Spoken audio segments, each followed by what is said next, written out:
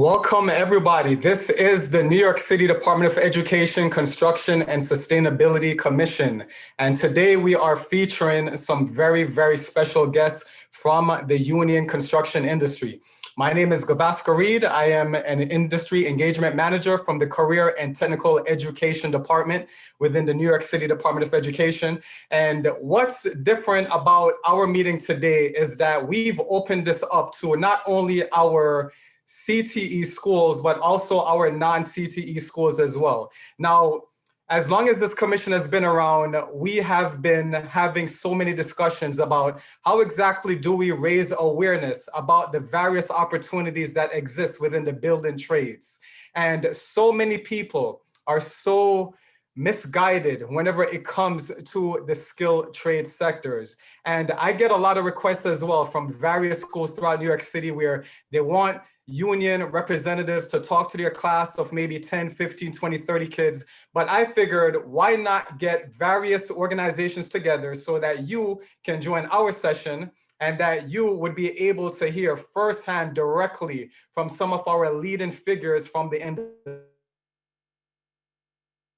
If you have any questions or comments, please feel free to use the chat box. And I'm asking you that you please keep the questions professional and civil at all times. If there's any sort of nonsense happening, I'm going to have one of my colleagues immediately remove such an individual in the meeting.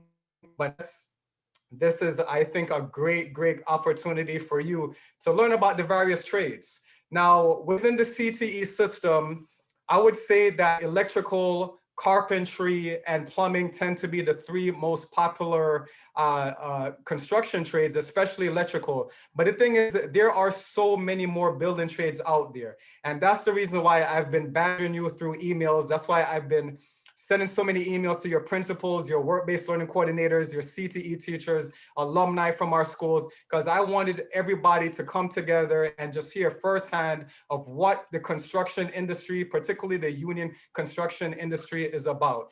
This commission is chaired by Stephanie Burns of Turner Construction Company, as well as Tamara Rivera of the New York City District Council of Carpenters.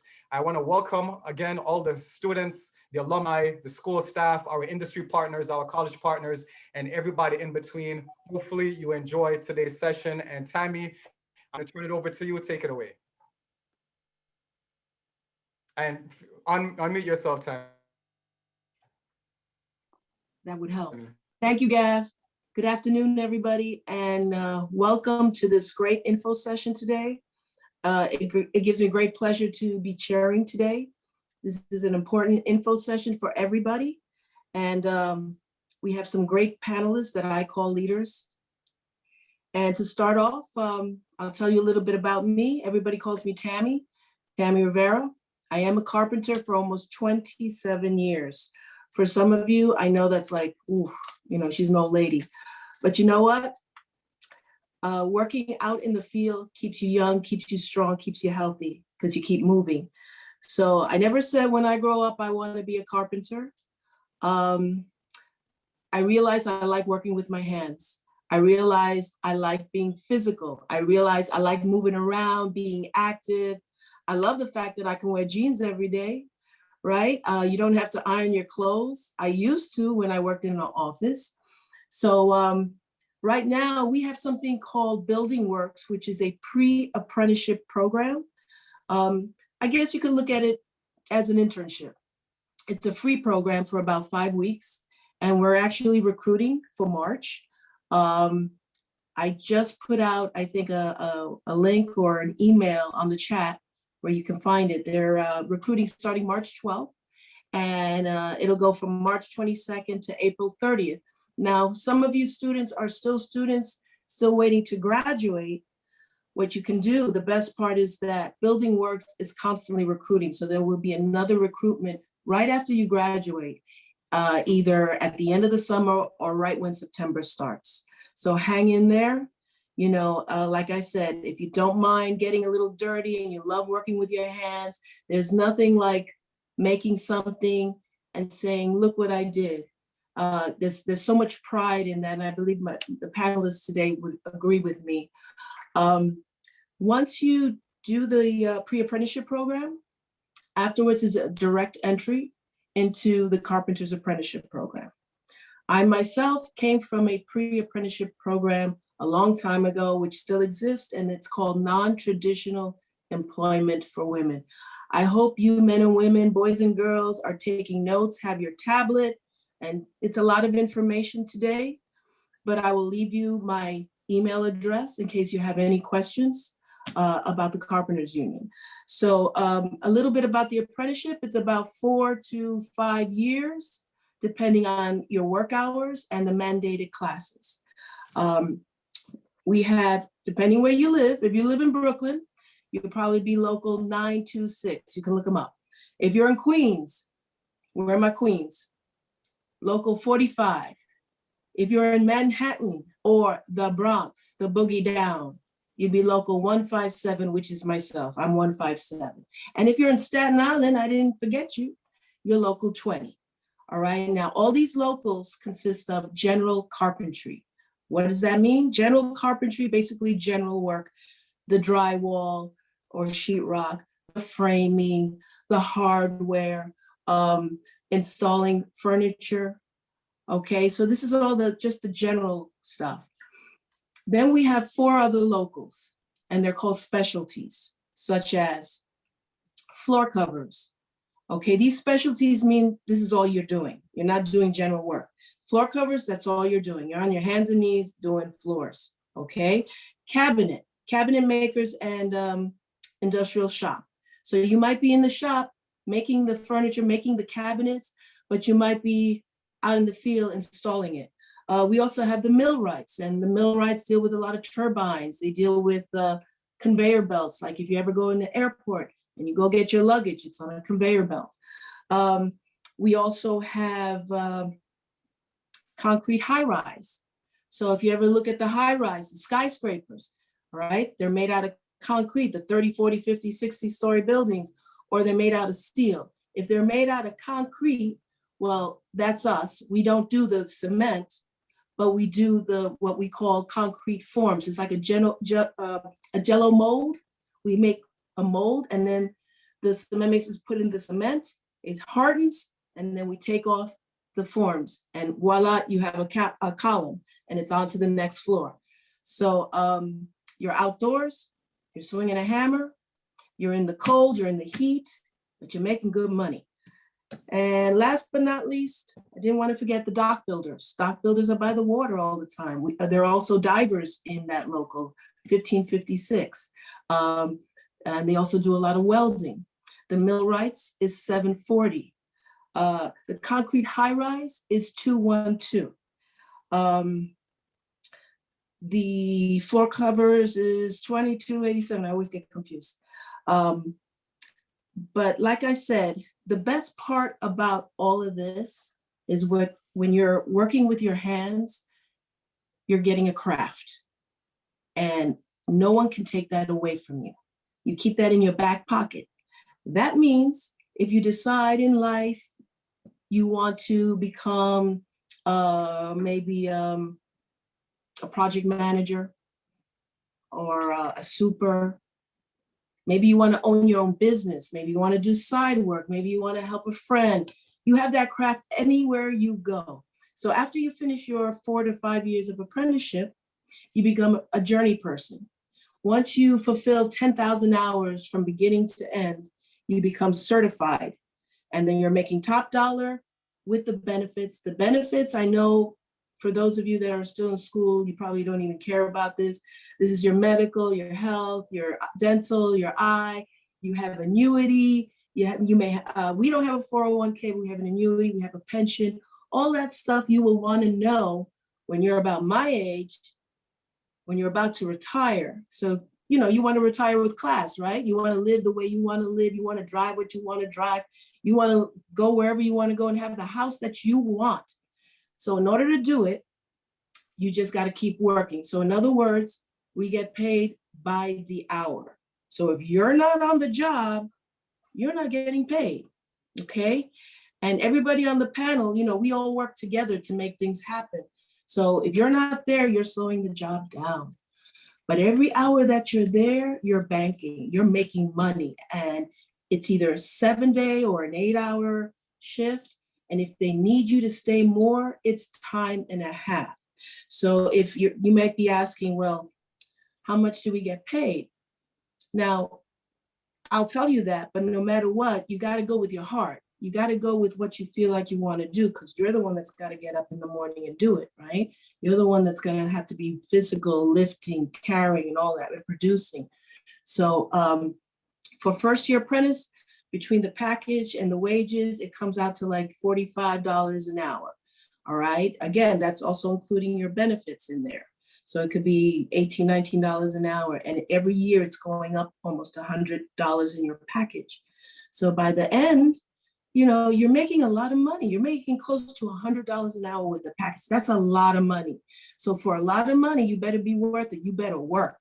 You better work, because if you don't, if you sleep, somebody else is going to take that money. You know what I'm saying?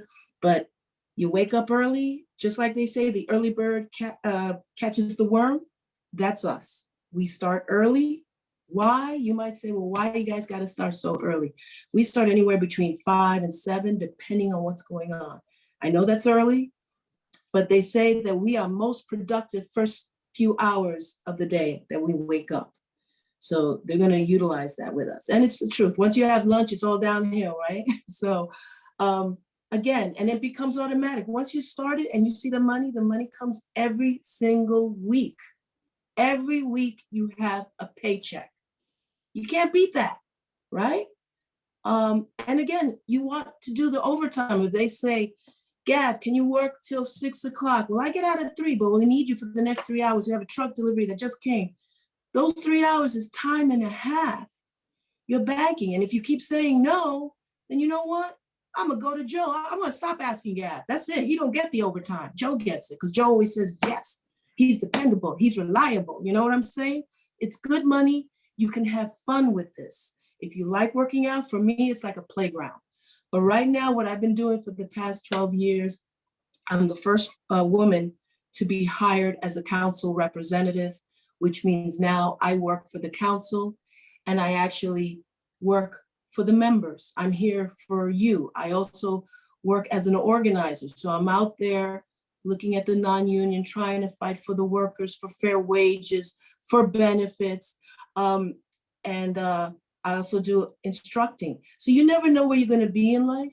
You may start off swinging some tools and building, but later on you might be doing some mentoring. You might be a teacher. You might be a business agent. You might be an organizer like myself. I mean, it is endless. All I can say is keep moving. Don't be idle. And I hope you took notes. This is a great panel. Thank you, Gav. Any questions, please put it on the chat. I did put the email, and as far as the training center, the apprenticeship, it's NYCCarpenterstrainingscenter.org. I'll type it again. And for Building Works, I think it's buildingworks395@gmail.com. They are recruiting for March. Thank you, Gav. Back to you. Great. Thank you, Tammy. And by the way, I'm looking at some of the comments in the chat box. And one person said it's amazing to see a female carpenter. They said that you're the first one that they've ever seen. So I'm so glad that we've been able to feature you. Tammy, I wanted to ask you, some folks are asking if you are somebody who doesn't like math or you struggle with math. I mean, is being a carpenter the right career for them? Yes. Listen, I sucked at math. I sucked at math, and I did not get into this business until I was 31. So I didn't come right from high school. I wish I did. I'd have a lot of money in the bank now, but that's okay. I got some good money. But you only need to know the measuring tape. When it comes to carpentry, you need to know the measuring tape, which deals with fractions, which is basic math, basically. We're not asking algebra, geometry, but you do need to learn the measuring rule, the rule. So it does take a little time. I know for me, I was out of high school for a while. I had to brush up on it, but you put your mind to it. That's all you got to do. That's all you got to worry about. It's just the fractions, Gav. All right, great. Thank you so much, Tammy. And You're Tammy, welcome. we're going to get back to you in a little bit after we hear from some of our other panelists. All right, next up, I want to feature one of my main men, Terrence Willis from Local One Plumbers. So the thing is, a couple of years ago, I did a site visit where we had some students visit the Local One Training Center. And then I've been getting all these emails. Hey, can we get that muscular, good-looking guy to talk about plumbing? I was like, yeah, sure, I'd love to. But they're like, no, we're not talking about you. We're talking about Terrence. So Terrence, thank you, man, for agreeing to be on our panel today. And what I wanted to start off with, Terrence, is a lot of times what I've noticed in watching the TV shows and movies, whenever we have the image of a plumber, it's some big fat guy with his pants falling off, his butt crack is showing. And this is the imagery that a lot of kids, a lot of people in our communities have when it comes to plumbing. And they don't understand the competency and the intelligence that are required in this line of work. So Terrence, I thank you for being on this panel. I'm going to turn it over to you. Tell us more about your life and about the Local One Plumbing organization. Thank you. Thank you, Gav. Yeah, that is the stereotypical viewpoint that people have of what a plumber looks like, that a plumber is going to be someone that's overweight, pants falling down, looking sloppy. And there are those plumbers out there. I don't want to tell you that that doesn't exist. We do have those guys. But for the most part, that's not entirely how a plumber looks. And for the matter of that, for the fact of the matter is, people think that we just deal with toilets and that's our main thing, but we go so much further than just working on toilets and unclogging toilets. We actually install the water lines, we install gas lines. And when I say gas, I want to make sure I clarify that we're talking about natural gas and also medical gas. So, Gav, if you don't mind, I have a quick video I want to share that can explain a lot of what we do. Yep, go for it, Terrence. All right, awesome. So just bear with me for 1 second, guys, and I'll put this video on. And the video is extremely awesome. It was made by the United Association. And I'm just gonna set this up.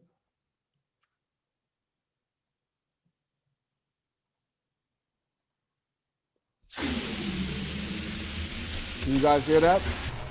Awesome.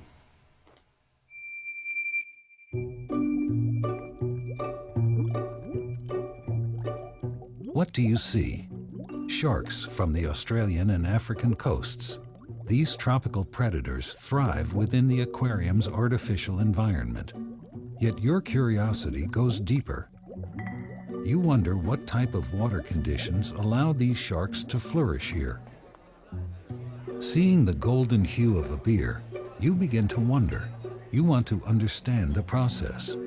If the wrong type of materials were used in this brewery's system, how would it affect the taste of the beer? While others may take things for granted, you examine your surroundings. You see more. You see an operating room where patients undergo all types of life-saving surgery, requiring anesthesiologists to precisely administer various anesthetic gases to keep patients safe and comfortable during operation. But how do these gases, such as oxygen, nitrous oxide, nitrogen, and carbon dioxide, get to the operating rooms where they are needed? While others may only see what is in front of them, you see more. Everyone loves a day at the water park, flying down slides, or relaxing in the lazy river. But you see something else. You observe the high amount of water crashing in the wave pool. What kind of mechanisms can simulate the effect of being buffeted by the waves in a living ocean? You always look deeper at what surrounds you. You see systems where others see only fun and thrills. You question what others accept. You see more. From the aquarium to the amusement park, each of these environments require a team of experts in plumbing design and maintenance. These experts are United Association trained plumbers, highly trained craftspeople who combine a deep knowledge of systems specifications, along with the hands-on ability to install and maintain complex plumbing systems. while assessing and managing the health risks involved. And you share many of their same aptitudes. You've always had a strong mechanical dexterity, able to work with your hands and solve problems that others can't. At the same time, your ability to see deeper into tasks allows you to find the answers buried deep within complex problems. Because much like the plumbing service technicians of the United Association of Journeymen and Apprentices of the Plumbing and Pipe Fitting Industry, you see more. Commonly known as the United Association, or the UA, we represent approximately 350,000 plumbers, pipe fitters, sprinkler fitters, and service technicians in North America and beyond. We're a multi-craft union, proud of our close partnership with a diversity of UA contractors and employers, and we've been skillfully training apprentices in the piping trades for 125 years. Did you know that when fish die, the nutrient cycle of the entire aquarium is impacted? Each aquatic ecosystem has a unique set of requirements that must be met to ensure survival. UA-trained plumbing service technicians constantly monitor and manipulate the aquarium's environment, overseeing the distribution of water throughout the aquarium and managing the conditioning and exchange of water in each of the tanks, ensuring that each fragile ecosystem is kept at its optimal state of equilibrium, helping to preserve the vulnerable sea life while exhibiting it for all to enjoy.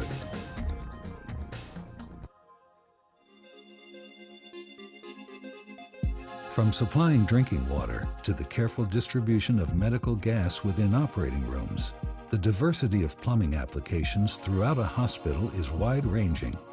What do you see? Just another faucet and sink? A place where doctors and nurses wash hands and prepare for routine checkups and surgeries? In the hospital environment, a sink is not simply a place to wash one's hands. It's the place where safe medical practice starts. If backflow preventers, such as check valves and vacuum breakers, are not inspected on a regular basis, a seal may not exist between the non-potable water and the water that doctors, nurses, and attendants use to treat patients.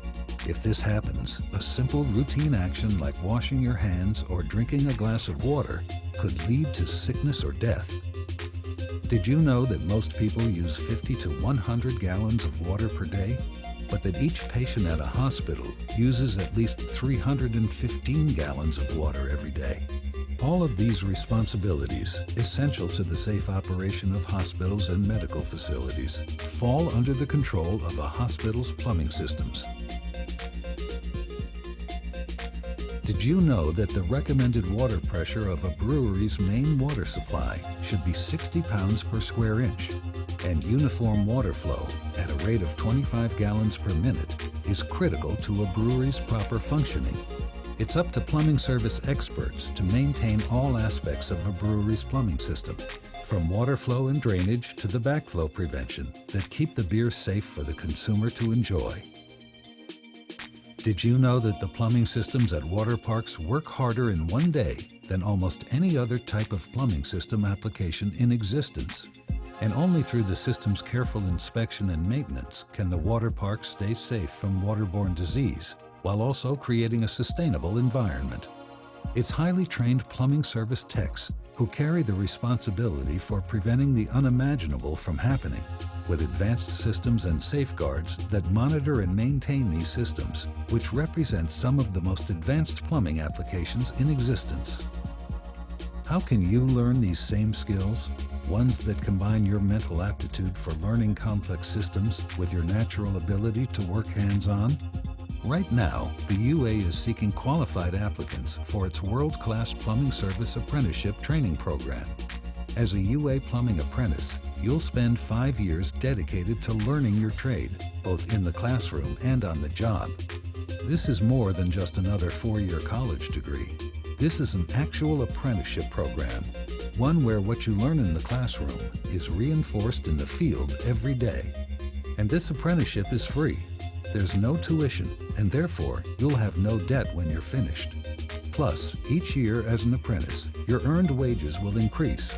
Not only do you learn more each year, but you earn more as well. In the classroom, you'll study math, applied physics, microelectronics, and mechanical drawing using the latest in digital technology. And you'll apply your knowledge to actual working systems and services, learning proper techniques while following stringent safety and mechanical codes, as well as regulations from the Environmental Protection Agency, World Health Organization, and World Plumbing Council. You'll also receive all of the benefits of a true long-term career, such as an actual pension, retirement package, health benefits, and even more. You have every reason to consider the UA Apprenticeship Program as a viable option for your future. And there's never been a better time to apply than now. You'll do more and you'll see more in 5 years of UA Plumbing Service Apprenticeship training than you could ever imagine, and then emerge with the highly sought-after status of a true certified journey worker. You see the big picture. You see farther. You see more. And we see you among us. Okay. So, 1 second, let's stop this. Okay, cool. So that's the video that I didn't see when I came in, and I started where you guys are at somewhat. I started at the age of 19, and just to give you a little bit of a background, I had an option to go to college, and I was just really tired of school at that point, done with high school. And I had an opportunity to join the unions, and you know, I worked with my hands before, so it was something that I wasn't foreign to, and I actually liked it. I liked the idea of building something and creating something, which is a lot different if you think about it with something like tech, where something is done on a computer, you don't really actually see a product. With construction, with plumbing, I actually will walk away, and I'll give you an example. The other day I was in the Bronx and I was by Yankee Stadium, and I just started remembering working on that job and seeing pipe that I installed. And that's a great feeling. And you can ask any of these trade people here that just to be able to look through the city of New York and see buildings that you participated in building, it gives you a good feeling.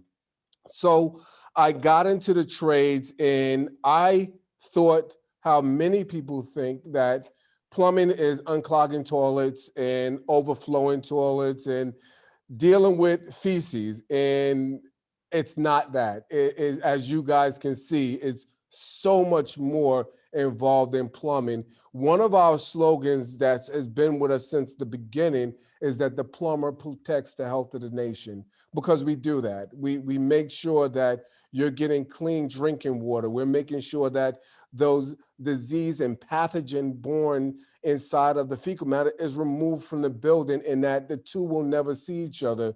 We see it going on in Texas right now. It's a lot of issues going down, and that's where the tradespeople are actually stepping up, and they're doing a lot of good out there, making sure that people are getting the lighting that they need, the heating that they need, and also the plumbing systems that they need. And this is all the trades works doing this.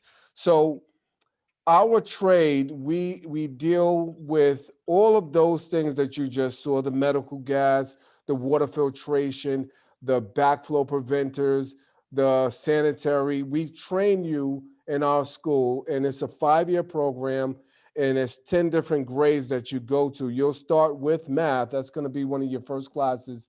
And we expect or hope that you would have a C average, 70s, to get into our program. And we take you from there, and we'll show you the type of math that you will need for this. And we'll walk you through our basic piping and how to install that, all the way to soldering and brazing, to drawing classes. And Gav, I got one more thing just to share. That's going to be our school, so they can get a better idea of what we're doing here.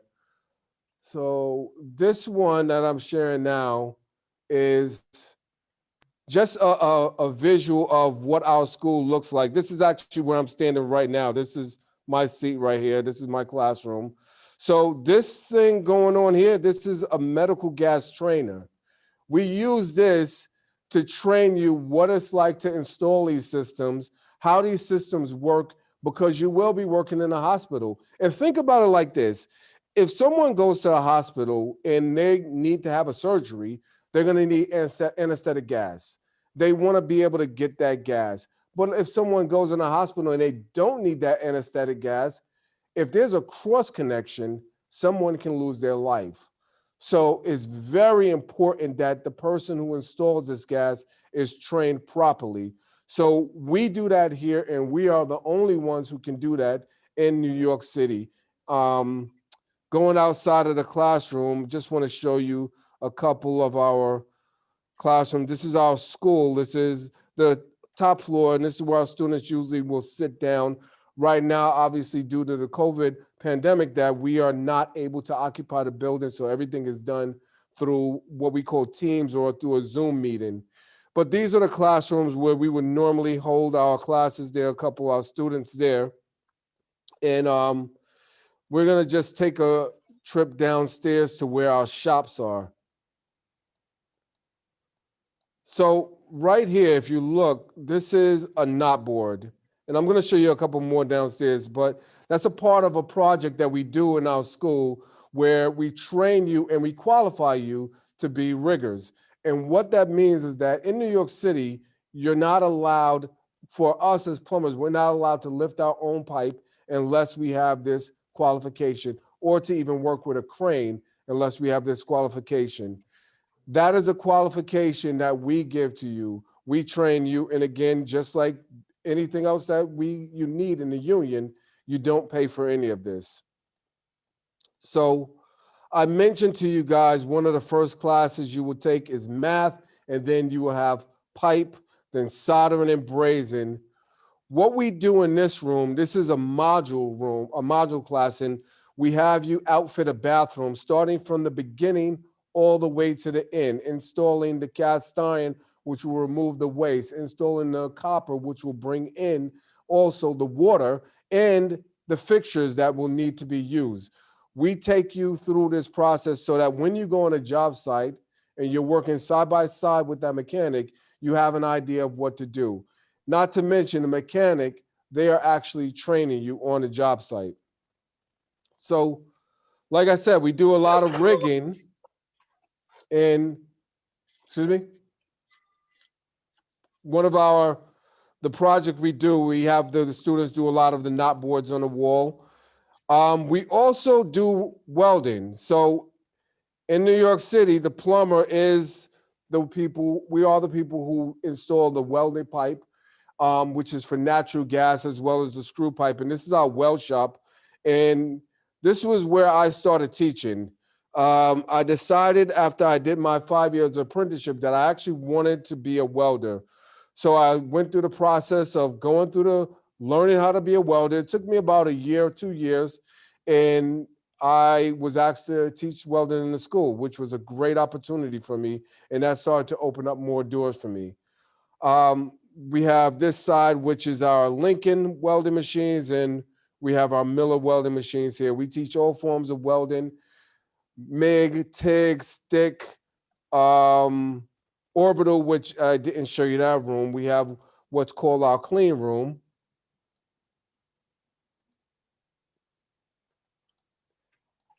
And that is this room here, if I could get in there. So this is the clean room here. And orbital welding is a process that, if you remember in the video, they were talking about the stainless steel for the beer lines, and those lines, anything that deal with transporting food has to be extremely clean. This is that type of welding where what you will do is inside this head here, you'll put your pipe or your tubing, and the machine will do the welding. So you go there, you punch in the program, you step back, and the welding machine actually does all the welding. There is little to no smoke and no flashing of the eyes where you get an arc that could possibly damage your eyes. That doesn't happen with this welding. We also have, I'm going to take you to the back of the shop.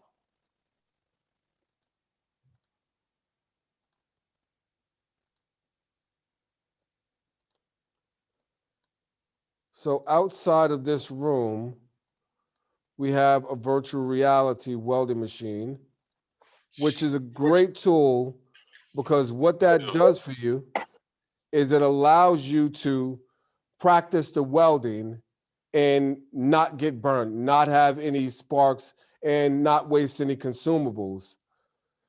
We have our shop here, which is a multi-purpose room. We have our brazing and soldering, which is used for medical gas. We also do our cast iron, and that's going to be this, and this is what would transport the waste, the drainage as well. And we also do some rigging in this room where we'll teach you how to pick things up and put them down without hurting yourself.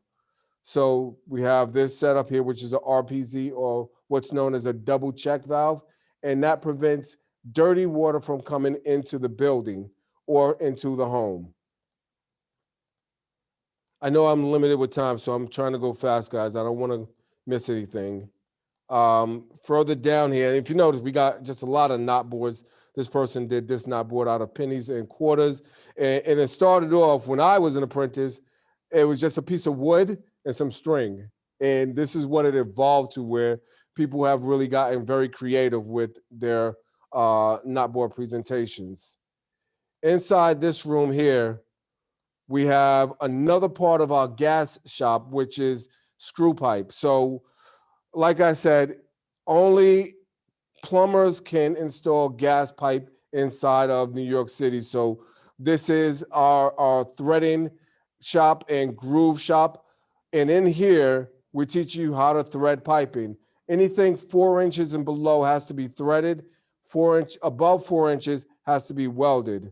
One of the cool things they did here was, in the beginning, when we bought this building, they knocked this wall out and they opened it up. And this is actually a working bathroom back here. And the reason why they left it open is because this is galvanized piping, and this is how plumbing was done back in the days. This is what we're doing now, working with now. We use cast iron piping. So yeah, that's I'm gonna stop sharing. And that's my school. I'm sorry again that I breezed through it, but I know that I don't want to step on anybody else's time. So there's my presentation. Yeah, great. Thank you so much, Terrence. And Terrence, there were some questions. Do you guys have a cutoff age in terms of your recruitment efforts? Can somebody be too old to join the plumbers? You know what? There is no cutoff age. We do have, you have to be 18, but as far as how old you need to be, above that, no cutoff age. Okay, great. And Terrence, where exactly is that location you were showing us on the screen? Where is that? That's in Long Island City. It's like, we're like right on the edge of Long Island City and Sunnyside, 3711 47th Avenue. Okay, great. So if you guys just Google Local 1, or if you look up Queens Tech High School, they're literally located right across the street, right in Long Island City. Before I noticed that Stephanie Burns is joined us. Stephanie, thank you for joining, Stephanie. I know you had some other obligations you had to do. Do you just have a few quick remarks you wanted to share with the group? We have an excellent turnout today. Sure. Thank you, Gav. Good afternoon, everyone. Sorry that I couldn't be here from the beginning, but just to welcome everyone today. And I see we have a very large turnout. I want everyone to absorb this information. I think this is going to be the biggest highlight this year in terms of construction and sustainability, all of the opportunities that our panelists will share with you today. And if I'm not mistaken, do I see some students here today, Gav? Wonderful. We have a whole bunch of students from CTE and non-CTE alike. Absolutely. This is great. I want all of these CT schools to make sure that you tap into this information today. This is prime time for our industry, the industry that never sleeps. So I need you to make sure you take your notes, fill up this board today with questions. I'm going to put my contact information in here as well so that you know what my role is. I am the Vice President at Turner Construction for Workforce Development. And I'll be able to share some great things coming up for CT schools in relevance to what I do at Turner. And we're looking for 18-year-olds as well to start working on some of our projects through our workforce development program. So I'm going to tag my information here. If you have any questions, please feel free to contact me And if you don't know, Tammy and I are working very closely together for the next 2 years as leading co-lead for this particular session. So good luck, everybody. And once again, thank you to all of our guests. Okay, fantastic. Thank you, Stephanie. And I wanted to address a couple of questions I saw in the chat box. There were a few questions asking why are there no more trade schools? And this is just absolutely not correct. So again, for those of you who are unfamiliar, we do have a career and technical education department. We have about 50 schools throughout New York City where they do the traditional skill trades, everything from aviation to automotive to the construction trades, as well as engineering and architecture. When speaking about the building trades and specifically electrical, plumbing, and carpentry, we have 20 different high schools located in the 5 boroughs that offer these subjects. So if you thought for 1 second that the trades are dead or we're not offering these subjects, that's just absolutely not correct. And you can visit our website, cte.nyc. Secondly, again, to reiterate, we've been very, very clear in the speakers and the organizations that are presenting today. So we are hearing from the operating engineers, the carpenters, the plumbers, the heat and frost insulators, as well as the sheet metal workers. Any question about Local 3, that is not going to be addressed today, but I do have some of my Local 3 buddies. If you want to address any of those Local 3 questions that are being asked, please go right ahead in the chat box. All right, next up, I wanted to feature a gentleman. He's the only guy on the panel today who has a manlier beard than I do. And that's none other than Joe Rogers. And Joe, I want to thank you for taking up my offer to feature your union today. And why I'm especially intrigued with your organization, Joe, is that I feel like a lot of kids and a lot of people in general, they overlook the relevance and the significance of heat and frost insulation. So I wanted you to take this time to tell us about your organization. Tell us why the work you do is very important. Okay, well, thanks for having me. Hello, everyone. Well, the biggest thing is we're mechanical insulators, all right? So we were green before anybody went, green, and we make all systems efficient, right? As efficient as possible so people could save money on oil, all these buildings. Basically, we keep things hot that are hot, cold that are cold, right? So all the systems, we follow behind the plumbers, the pipe fitters, the tin knockers, and we insulate all the mechanical systems. We work both in industrial and in commercial. We have powerhouses.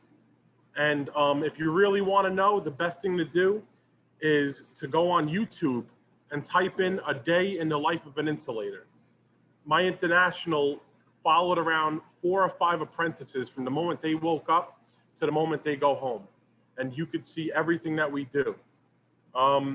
I want to give a lot of information out today about just who we are and what we do and what to expect if you do apply. We're actually starting to give out applications on Monday. Okay, so you have to be 18 or older to receive an application and have a high school diploma, GED, task, or equivalent.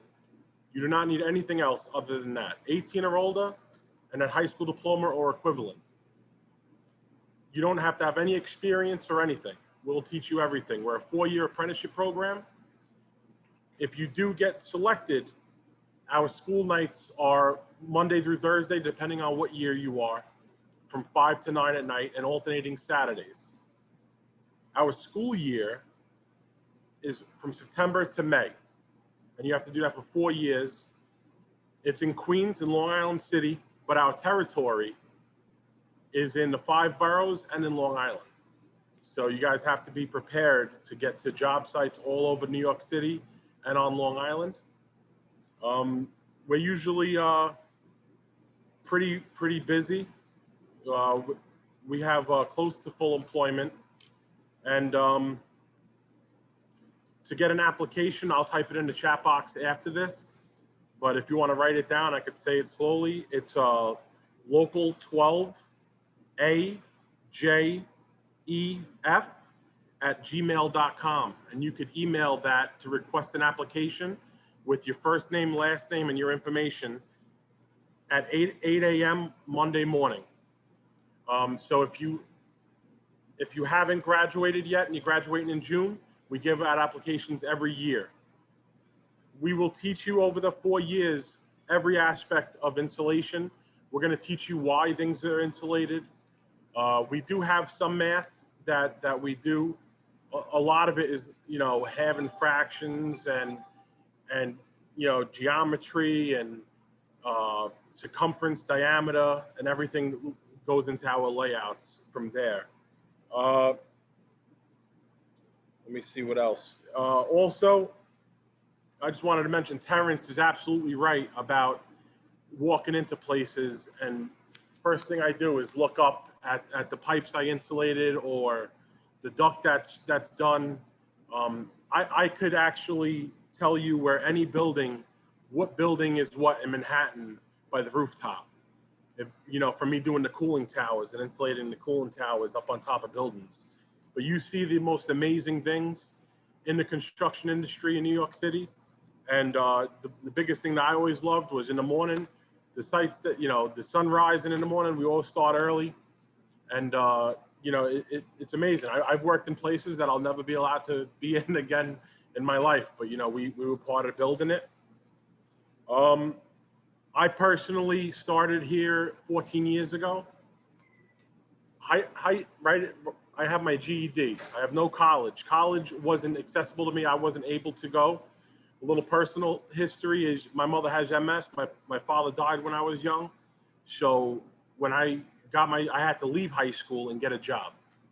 So I got my GED when I was 18, and I had to work ever since then. Right about when I was 25, 26, I ended up waiting online and getting an application. And here I am, you know, 14 years later, I'm the coordinator and I'm also an instructor. And, you know, this has been the best thing that has ever happened to me. I have a pension when I retire. I have annuity. I have health coverage for me and my family. And it's just amazing. So the biggest thing that I hope that all of you take from is college is great, but it's not the only option out there. You have so many options out there. Joe, can you repeat that sentence one more time? I don't know if everybody on the call got that. Repeat that one more time. College is not the only option. You guys have, I know everybody hears it, right? I was told it, everybody here was told that you have the world in the palm of your hand right now. You could learn a trade, build things. If you like working with your hands and take pride in your work, this is what you want to do.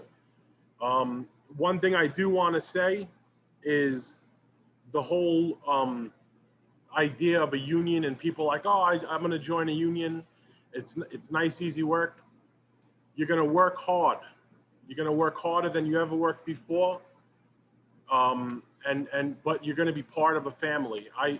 I see Pete, and Pete. I see Alan all the time. I see Terrence a bunch of times at a bunch of stuff with the building trades. We all work together, and we're all a family. And the quality of work is set. The bar is set high. So, but if you want to really do something great, this is what you want to do.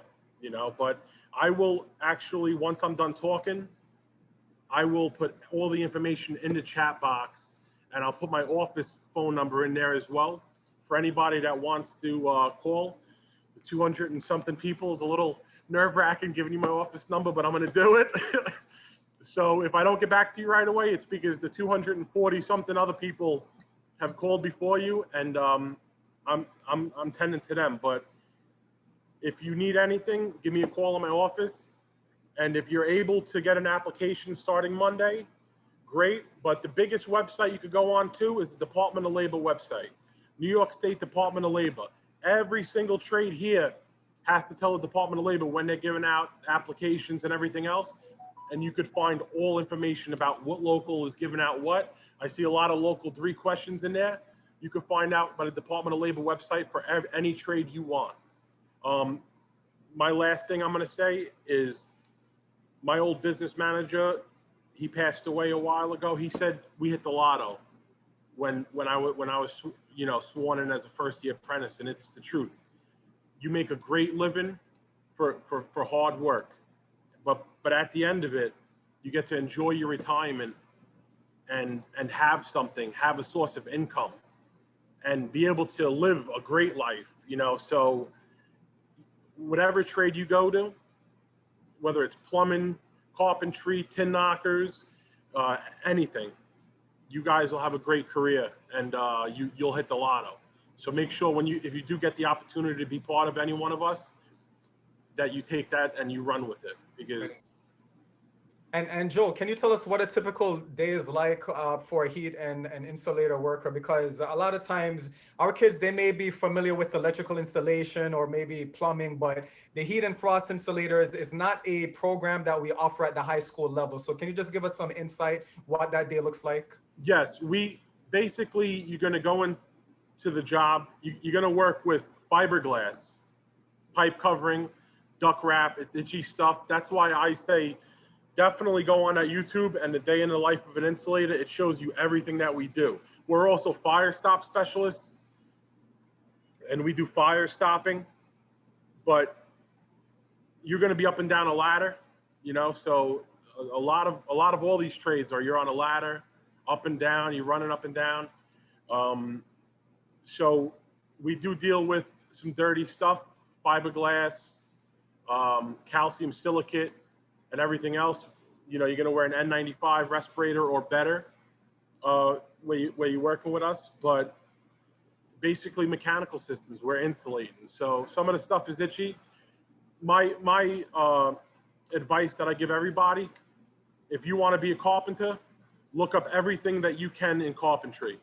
Make sure that you want to be a carpenter. If you want to be an insulator, make sure that you want to be an insulator. Same thing with any trade. You need to research what we do. And that day in the life of an insulator will show you exactly what we do. If you don't want to do it, don't do it for money. I don't talk about what we make when I do these things, for the simple fact is, I don't want you guys doing it for the money. You need to do it because it interests you and you want to do that for the rest of your life. Yep, great. Thank you so much, Joe. And yeah, when you get a chance, you can just drop in the chat box any details about the application process, if you know when the deadline is. And Yep. again, as a reminder to anyone who's asking, hey, Joe, I'm not 18 this year, can I still apply? You just wait until the next round of recruiting, then you can apply then, all right? I just saw a question pop up about what's the selection process. Can I just touch on that real quick? Yeah, go for it. Okay, so once you get an application, you'll get a date to return the application and come in for an assessment test. The assessment test is nothing that you could study for. It's basic knowledge. They put you in real life situations and mechanical ability. If you score high enough there, you will receive an interview. If you do great on the interview and you get selected and you rank high enough to be part of this class, you will get a hair follicle drug test. After the hair follicle drug test, if everything goes good, then orientation would start in the summer, and then you would go to work in September.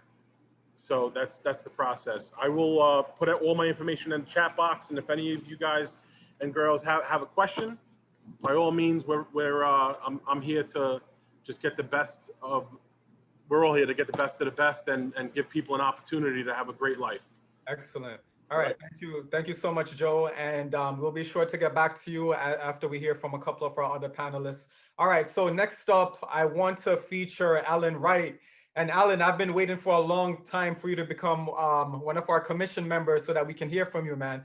I had so much fun running that Local 14 mentoring program with you that we did at Westinghouse High School a couple of years ago. I got to see your training programs. And by the way, for those of you who are not familiar with Alan, he's actually a celebrity. He's been featured on the news before. So Alan, tell us about yourself and Local 14.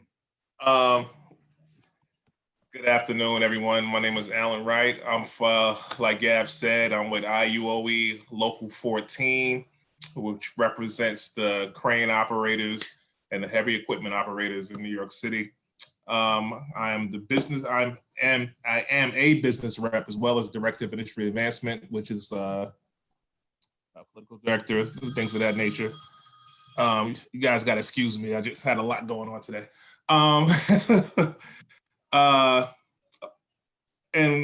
We have about 2,500 members throughout New York City. We're in all aspects of construction, whether it be heavy construction, building erection, concrete, highway work, tunnels. And I've had the privilege of working in all those different sectors. I've been in the union now for 25 years. I'm from Brooklyn, as Gav said. We did something at Western House High School, which is actually the high school I graduated from in downtown Brooklyn. I want to echo some of the sentiments. Like I see my guy Joe on there, talk to you guys. I'm not going to talk about money either. Reason being because when I first started in this business, my dad told me, who was a carpenter, he told me, you look at your January to December, not your Monday to Friday, because like in this business, it varies a lot. You're going to have really good times, or you're going to have slim times, and you have to learn how to manage your money to be able to survive through that. But hopefully with new administration, things will pick up a little bit. But far as what it is that we do for you guys that may not, I mentioned the heavy equipment for the guys that may not understand. We're the crane operators, so whenever you see buildings being erected, you see things getting hoisted in the air, and those large machines, we're those guys in the excavators. When you see them do repaving the roadways and those machines. So we cover a wide array of machinery. As far as our program is concerned, working with GAD, we were able to develop a program with the mentorship. So typically it takes about, this is if you go every day. If you go every day and this is all you're doing, you could finish the program in about a year. And the program consists of, but that's saying that you pass everything. And in the program, you have to get your crane certification, your CCO. And that consists of 5 written parts as well as 5 practical parts. So you have to be able to pass that. You have to be able to pass a excavator proficiency. You have to be able to pass a forklift proficiency. You have to get your OSHA 10 and different licenses. So and it's an array of certifications that you have to go through to be able to be eligible for entry. So it's and because of you working with these large scales machines, unfortunately, unlike the other panelists, our school isn't within the city limits. It's in Peekskill, New York, which is Metro North train station, has a train stop right there, but nonetheless, it is up there, and and the main reason why you need the real estate, you need to be able to have these large spaces that have these large pieces of machines. So anyone who's interested, Gav has my information. So please feel free to reach out to me. Any questions? I'm much more of a Q&A guy instead of a guy that's could just talk for any length of time. But this is something that any of these trades, myself or any of these other trades on here, this is a great thing to be involved with. I really beat that drum a lot because what it is that we do is very specialized, each and every one of us. And this is not a fallback. This is a choice. This is not something that people, fall into. This is all of us chose to do what exactly we're doing. And we were all very fortunate to be able to do what we're doing. Myself, I graduated from high school, I graduated from a 4-year college, and I'm doing this but out of choice. And this is a great career to be in. I love I'm not a sit in the office type of guy, even though now that I'm a business rep, I am in the office. But it's something I heard some other panelists say, that there's parts of the city that I learned about that I didn't even really know about, different little pockets of different little neighborhoods. I can remember when I was doing paving, and people, you in people's front of people's homes, they would just invite you inside their homes, So I got to see some of these historic homes and these different little small, pretty pockets of the city. So construction is not as fun as it used to be, but it's a lot of fun. It's a good career to get into.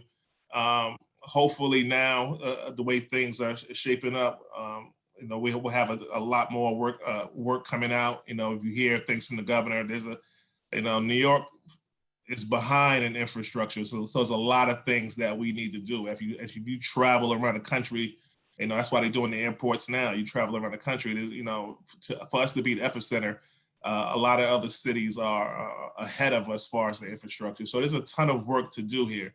And one of the things that I always was told when I first got into this business is construction is one of the 3 driving engines of New York City. So if construction is doing bad, I mean, the city in itself is doing bad. So always know that there's going to be some type of work there for you within this industry. And I'm open to any questions. I'm sorry, you'll see my 4-year-old popping in and out of camera. Great. Thank you, Alan. We heard the phone ringing because we know you're a popular guy. By the way, not that. Listen, Alan, you actually have a fan club. I just got some text that Mr. Right is always right. So I got questions about that. You know what? Tell my wife that. She does not believe that. Listen, Alan, man, it's so good to hear from you again, man. And you mentioned a few terminologies that I just wanted you to break down for us, because about half of the audience today, they're not from the construction world. So can you tell us more? You mentioned excavation and crane operation. Some of these terms are probably a bit foreign and obscure to some of the students. Can you just tell us what that entails exactly? Excavation can be as simple as digging to bury sewer lines or fiber optics or things of that nature, or as intricate as digging out the foundation for a building to go up. All of them are very different for you to be able to, and it's very hard for someone to be good at all of them.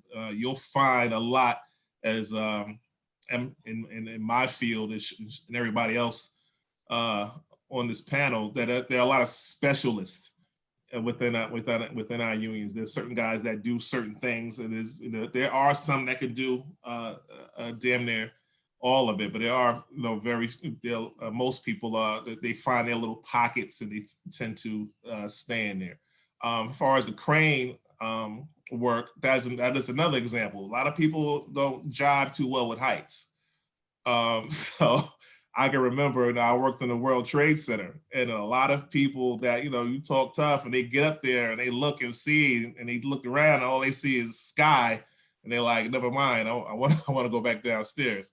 So you have to take all of that in mind when you're working. One thing about all of us, when it's cold outside, we're going to be cold. When it's hot outside, we're going to be hot.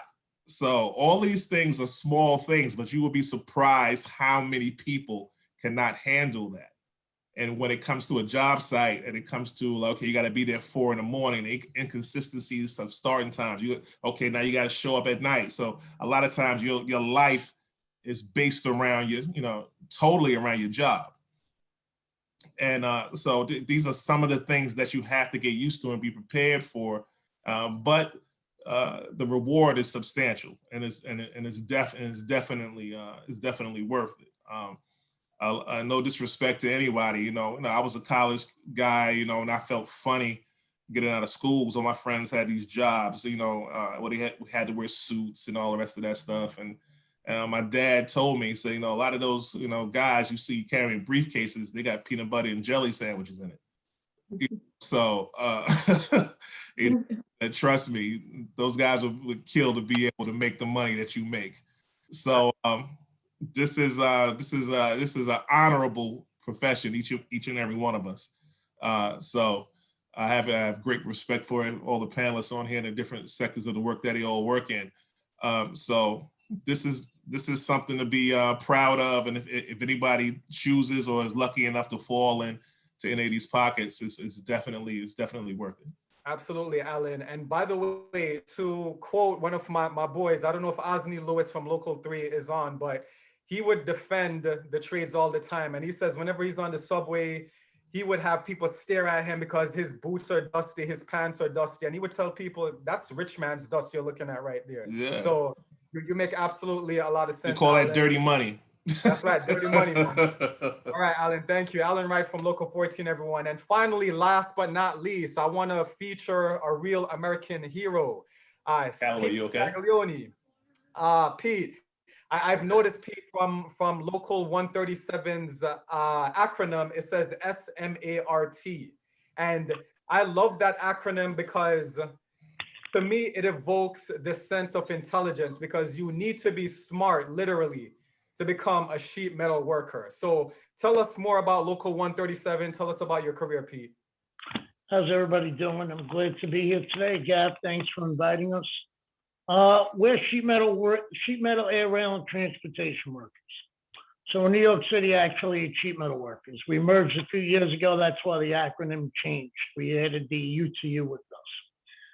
So I've been in the sheet metal workers for 33 years. I did my apprenticeship back in '88, graduated in '92, and became a journeyman, a foreman, a shop steward. I went through all the process. So what we do is we're unique. We don't do any HVAC. You would associate tin knock with HVAC. We do not do any HVAC, actually. We are specialists in our international. We're very unique. I think there's only 4 locals in our international throughout the country and Canada that actually do sign work. We do signs.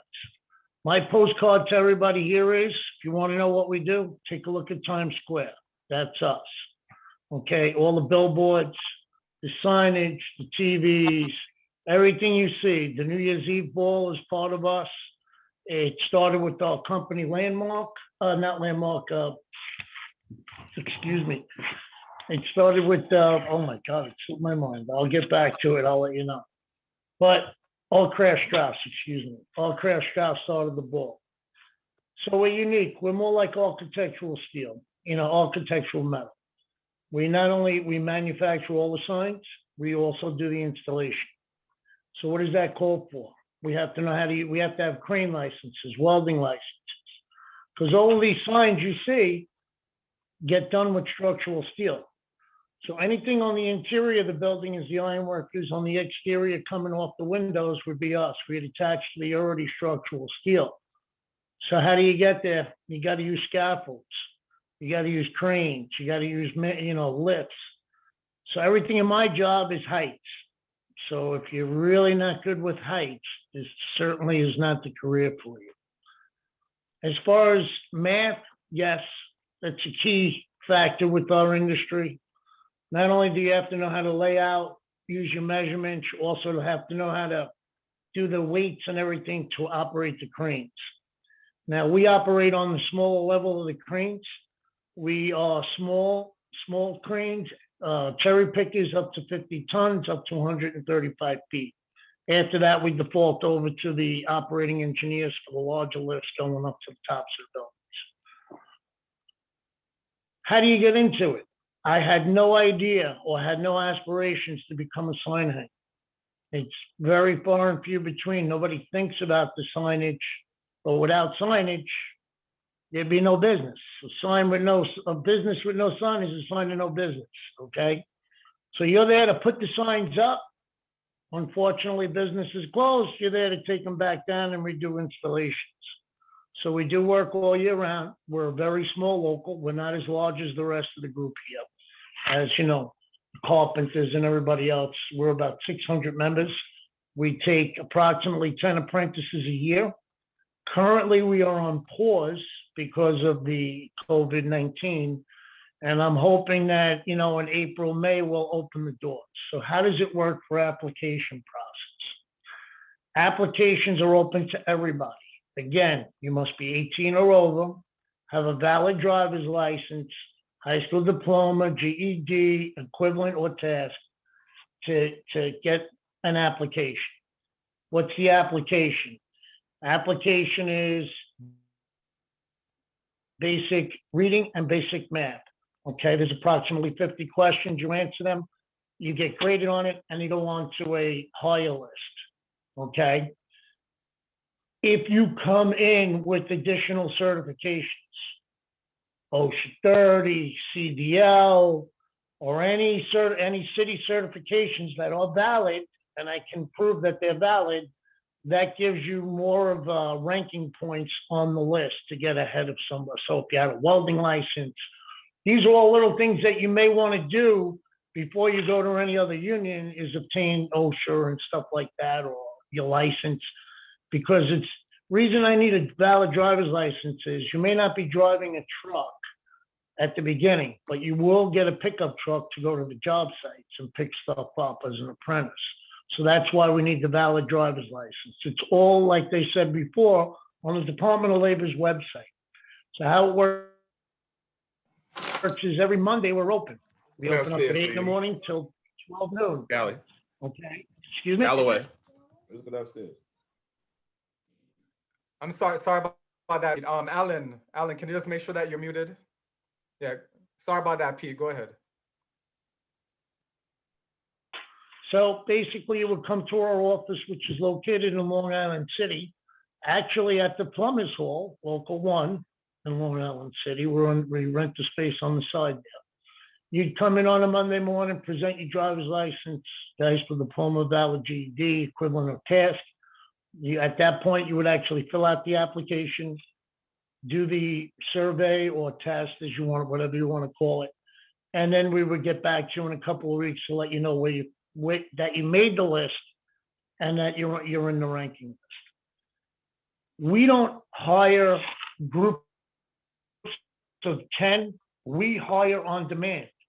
So when a contractor needs a new apprentice, we call off the list until somebody accepts the job.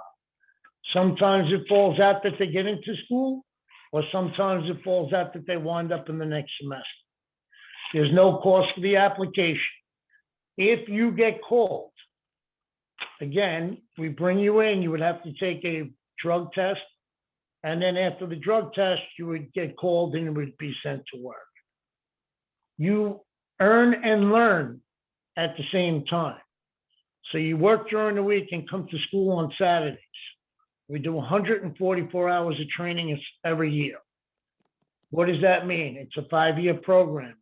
Semesters run from September through January, and then from February through June. And you're off for the summer just like everybody else. There's 8 classes a semester. They're 9-hour Saturdays. This way we can get everything in.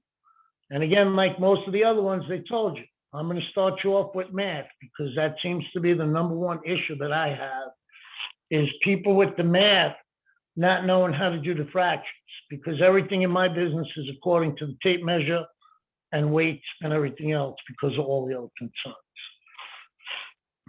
Once you get started, you start at 35% of the journeyman's rate. You get 5% increments every 6 months, provided you pass school, you go to work.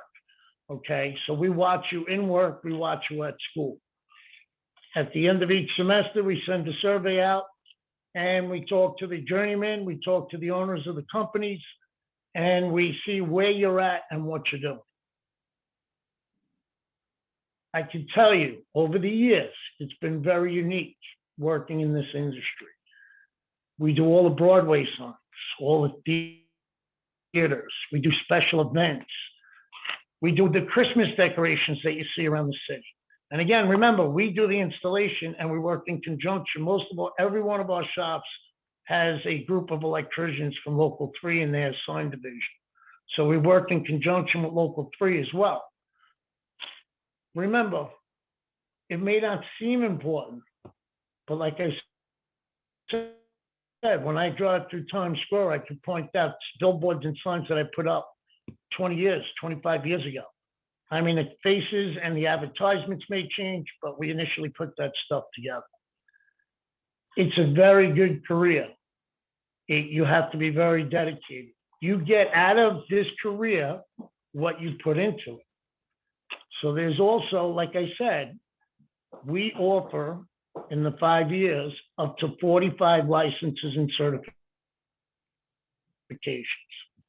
Cranes, AWS Welding City. We do over a dozen city certifications.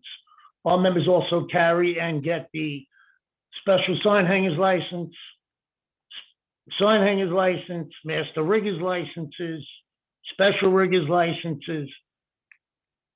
Hence why we make what we make. because of the amount of certifications and qualifications and the amount of school. And I hate to tell you this, but I wasn't a fan of school like most of everybody else. But unfortunately, in the construction industry, and especially in mine, school never stops.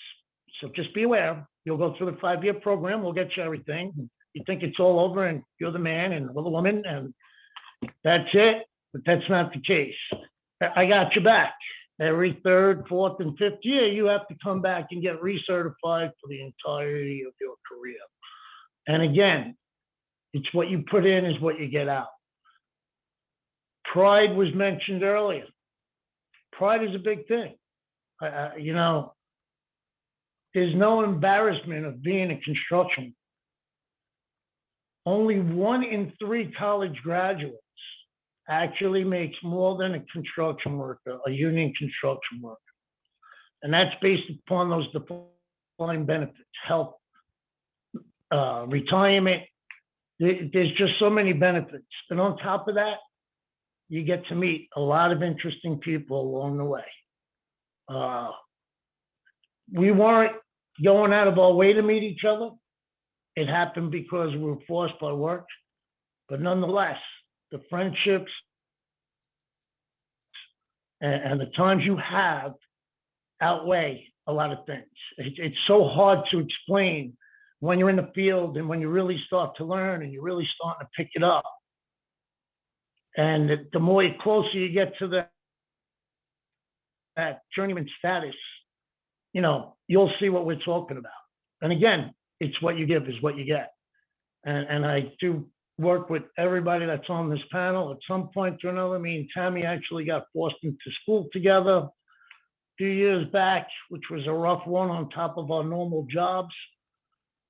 Also in my career, I'm not only the training coordinator, I'm the financial secretary treasurer of the union. So I oversee the funds and I watch the apprentices. So I'm like the gatekeeper of the union. So there's not much, I don't know what else, if anybody has any questions or. Yeah, that's very good, Pete. I appreciate this info.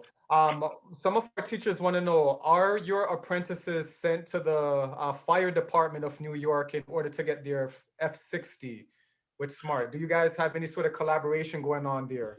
Yes, we do. We send my guys get the fire guard, the fire watch, the compressed air, so that they could actually store the containers at our companies. They're in charge of making sure with those FDMY, also for the gas, for the propane certification as well with the fire department. So we do about 6 or 7 with the fire department. Yes, that is definitely, yes, we do. And Pete, how exactly did you initially get into this role with the sheet? Because I don't imagine the average person works up and thinks to themselves, you know what, I want to be a sheet metal worker when I grow up. So how exactly did you get involved in this line of work? Honestly, my cousin asked. He said they were giving out applications, and that's how I actually found out about it originally, was through my cousin, which were in the industry. They were in local 28, which is the sheet metal part. 137 is like the little baby, you know, the little train that could, you know, was such a small element that, but we nonetheless, that's us, you know, that's how we're known. But that's how I got in. Through my cousin, knew there was an application. I went down. I had no idea how to put a sign or to hang a sign. I didn't even think of a sign at that point, aside from reading. Right, great. Okay, great. Thank you so much, Pete. I want to turn it over to some of our other panelists because Pete had mentioned that he's looking for driver licenses. So for the other panelists, is having a driver license a requirement in order to apply for your particular union? Gav, can I just say that I mentioned about the specialties before, about the cabinet makers, dock builders, floor covers, concrete.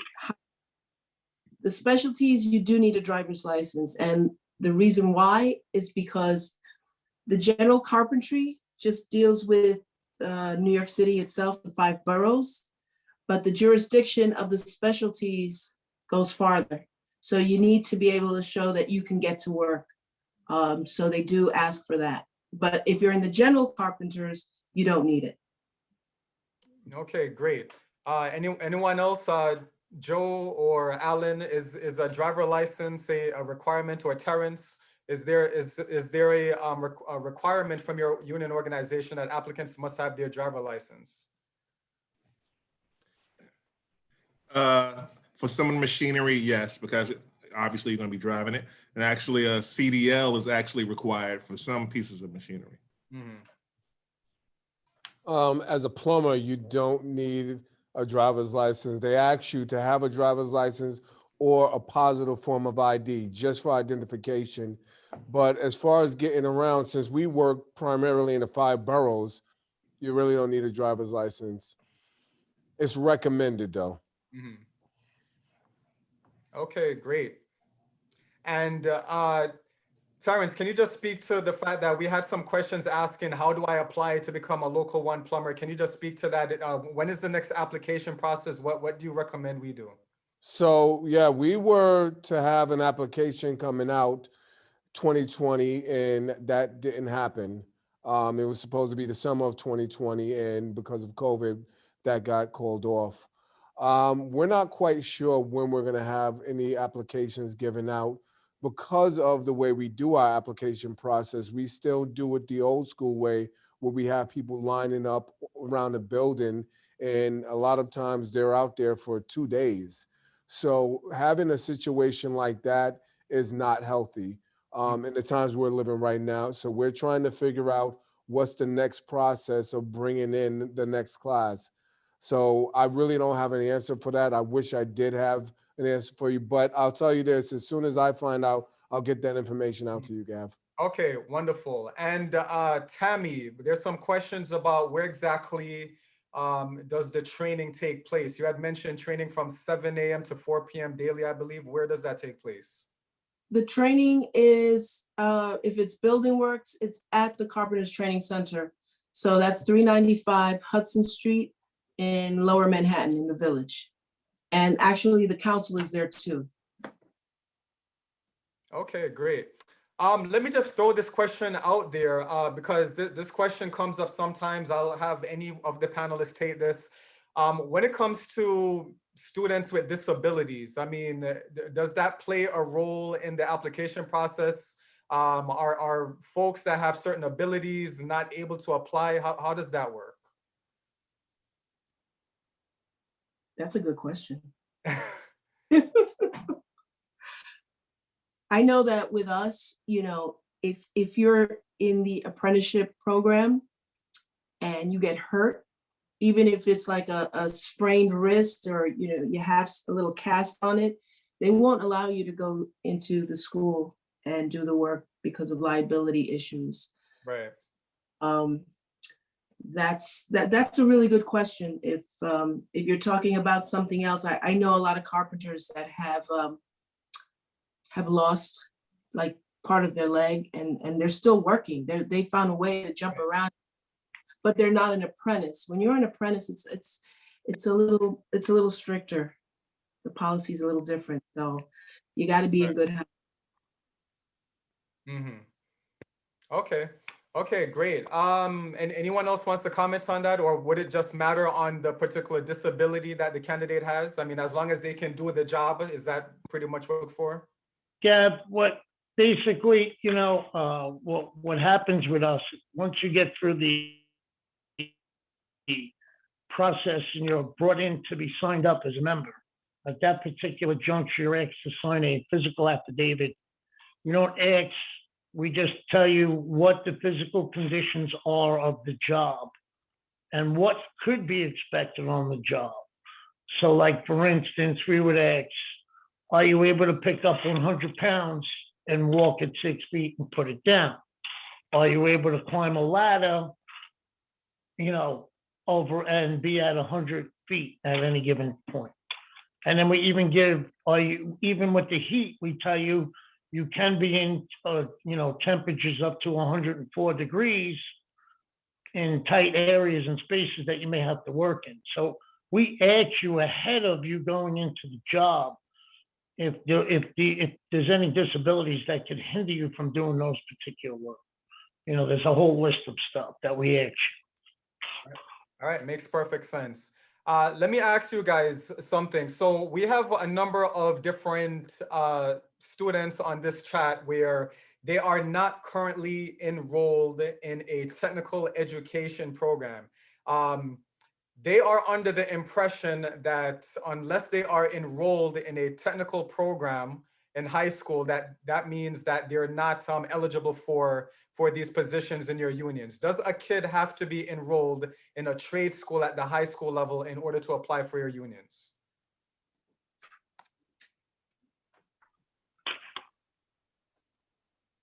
Not for us. It's like you heard before, you don't need any experience whatsoever. And when you do get, we get you in the union, we tell you, we take you from the cradle to the grave. So we're gonna train you, get you the money, make sure that you got everything, and then take care of you the rest of your career. But you don't have no experience I didn't have anything. I got no idea. Great, great. Same thing here. You don't really need any experience. You can come right into this program, and we'll train you through all the aspects of plumbing that you need to know. Yep, and I hope that this is just made painfully clear, because this is a misconception that I often encounter in my years of working in Department of Education. There's so many different students and candidates. They say, well, I'm not enrolled in a CTE program. I'm not currently studying electrical or carpentry or plumbing or heat installation, or I'm not studying any of these things. Therefore, I'm ineligible to apply. So let it be known that these various opportunities, it doesn't matter what you're currently enrolled in or not enrolled in. These are programs that are open to the general public once you are 18 and older and you meet those general requirements that each union demands of you. What about the turnaround time? So in terms of, let's say applications are open, we have candidates apply. A lot of candidates are under the impression, okay, this is like applying for a regular job where I submit my resume. I'm supposed to hear back from you guys next week, next month. Can you just explain what is the waiting process like? Can I just say real quick, right now, because of COVID, we can't fill a lot of the apprenticeship jobs, especially first years. Why? I guess they're seeing the unemployment check is kind of the same or more than what they would get as a first year apprentice. However, they're hurting themselves.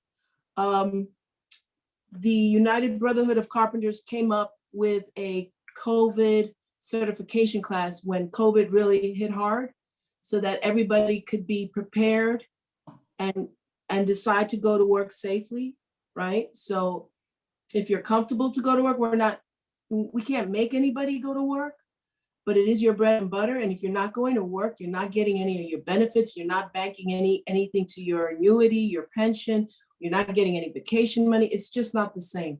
So there's a need to fill that gap. So the waiting time is a lot smaller than what it used to be.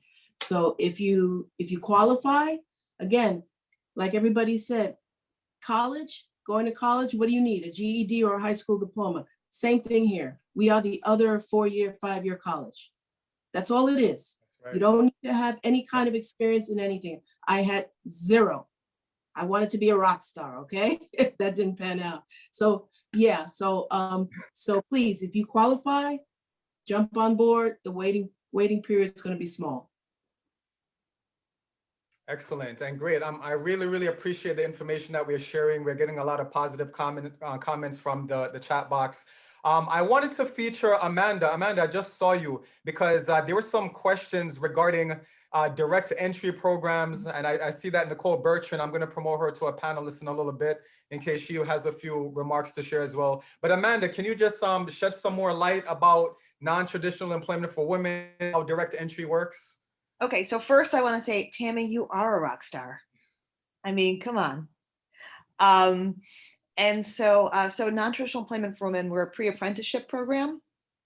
And especially for those of you who are out there in the audience that aren't in a CTE school but are interested in the trades, a pre-apprenticeship program is a really, really great way to kind of, just to really quickly, like in a short period of time, get some exposure, build up your skills, and feel confident when you go to apply for those jobs. And so I know there's been a lot of talk here about like how do you get into these jobs. There's a recruiting cycle that's every 2 to 3 years.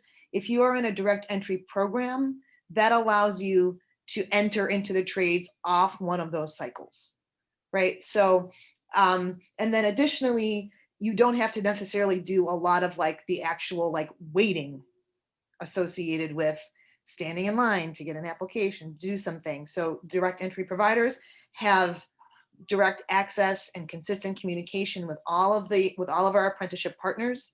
And so not only does that help you kind of enter into it faster, but because we're talking all the time, we really understand what's happening in the field, what their employment needs are.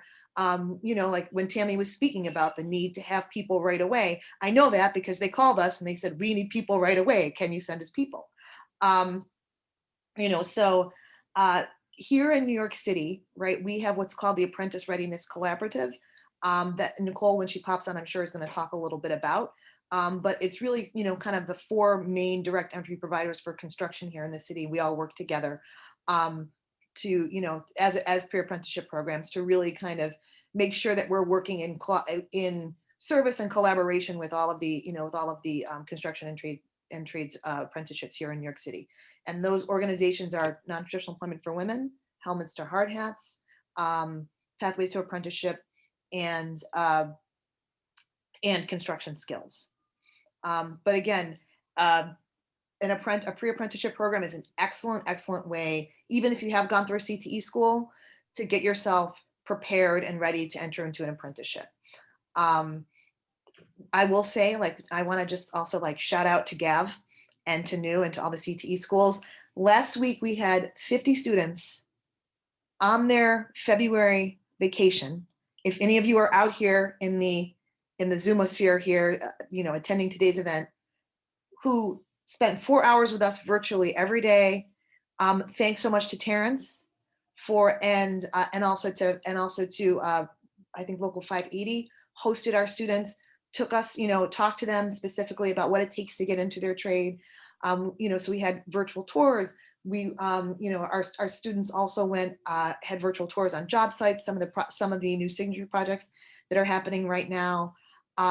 It was really just a wonderful, awesome event, and a testament to how great these students are, really how truly sharp and committed, and how lucky the trades are going to be to have them. Right, wonderful. Thank you, Amanda. Sure. Nicole Bertrand, are you with us? I think I saw Nicole. Nicole, I don't know if you had any remarks you wanted to share on behalf. Oh, there she is. So Nicole, a lot of questions about direct entry and construction skills, and you're the main point of contact. I mean, you are the face industry in my mind when it comes to direct entry. So can you just tell us more about construction skills and how that works? So, hi, everyone. I don't know everyone that's on this call, but Tammy, I've known you for 20 years. You've always been a rock star. But I think a lot of it's been said. I think direct entry has been explained. I mean, do you want me to repeat that? But I can. Yeah, please do, because we have some folks where this is their first time getting exposure to the construction industry. So Okay. These terms, direct entry, may not be as obvious to them. I know. So I know that a lot of this stuff can be esoteric and may seem out of reach to a lot of folks. Direct entry is a sort of term of art that allows or describes the ability for programs like Construction Skills and the other members of the ARC, the Apprenticeship Readiness Collective that Amanda just described, to allow direct entry or allow access to an opportunity that would otherwise be via a lottery. So a lot of times when people, and I don't know, I wasn't here the whole time because I was doing other stuff, but That's okay. I think I heard most of what everyone said. The traditional point of entry for a unionized apprenticeship opportunity is through a general recruitment, which is a lottery. And the lottery is a great point of frustration to a lot of folks because Historically or traditionally, you would wait online, get an application, and then you would be put into a lottery and wait for your chance to be selected from that barrel of folks that applied. Direct entry allows our candidates, while still meeting any and all entrance requirements, including age, aptitude exam if there is one, drug screen if there is one, typically there is, to access the opportunity faster and directly without going through the general recruitment. So that's the biggest value, that's most obvious, right? So the other stuff that is a value of one of the values of pre-apprenticeship training is that we're preparing at construction skills, we're preparing our candidates for the industry. So we're not preparing candidates for any one trade in particular, because that's the job of the apprenticeship program. What we are doing is preparing our candidates to enter the industry and to be successful once they get there. And the stuff about the unionized construction industry is very nuanced. And unless you grew up in a union family where mom or dad went to work every morning at really early and came home every night, and you talked about it around the dinner table, a lot of people are not exposed to the sort of traditions of the unionized building trades or unions in general. So that's one of the pieces that we can offer to our participants that is really valuable. We also are able to expose our participants to the apprentice directors or instructors that you all heard from today. Before COVID, we were able to tour facilities, and Terrence has that really fancy, already explained to me how it works, that really fancy presentation. It looks like he's flying a drone through their facility. It's not a drone. I have the whole thing. It's another thing. I'll let other people tell you. But the apprenticeship training facilities, I think that's really such an important, tangible touch point for our participants, because it makes it real. It's the same thing as if you went to tour a college, like where am I going to spend the next 4 years, right? What's the dorm like? What are the classrooms like? What's the lecture hall like? It's the same thing. What am I going to be doing? Who am I going to be learning with? Where am I going to be spending my time? And what's going to be required of me as an apprentice? So that's really a huge value, hearing directly from apprentice directors. And I know I always tease the students. I know I'm just some lady that showed up to your high school today with this information. And I'm not a tradeswoman, but I am a workforce development professional that's been working for the last 20 years to offer these opportunities to high school students and New York City residents. I can keep going, but I think it's been a long meeting. Yes, yes. Thank you, Nicole. Thank you. Yes, yes, we're wrapping up right now. And for anyone who has any questions, I saw some questions about new, please take a look at the chat box right there. It has the information that you need so you can check out their programs. Thanks, Nicole. Again, Nicole has been such a great asset to especially our CTE schools, because so many of our young people have been able to get into the middle class and unionized apprenticeship opportunities, all thanks to Nicole. So thank you for that, Nicole. Jimmy, I see that you're here. Welcome as well. Jimmy, you weren't a featured speaker, Jimmy, but there was just so many questions about you. So I'm like, let me just promote this guy to panelists. You wanted to say to the group before we closed up. Well, thanks for having me, Gav. I appreciate you letting me answer the questions in the chat boxes. I wasn't going to do it without your okay. I didn't want to take away from the other people that were there.